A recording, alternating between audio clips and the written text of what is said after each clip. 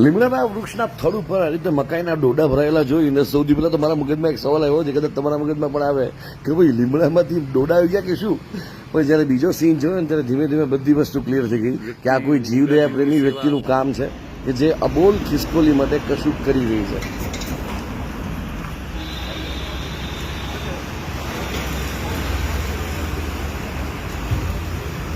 Actually મને આ નજારો દેખાયો નિર્મલા કોન્વેન્ટ સ્કૂલની બરોબર બાજુની ગલીમાં કે જે મહાવીર પાર્ક પાસે આવેલો છે લીમડો, અને અહીંયા પાનની દુકાન ચલાવતા જે પટેલ બંધુઓ છે એ ખિસકોલીની એક અનોખી સેવા કરે છે. આવો મળીએ એમને અને જાણીએ કે એમને આ વિચાર ક્યાંથી આવ્યો અને આ વિચાર બીજે ક્યાં ક્યાં ફેલાયો છે.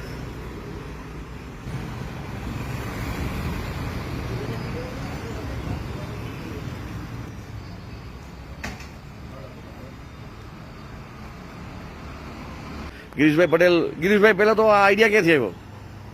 એમ થયું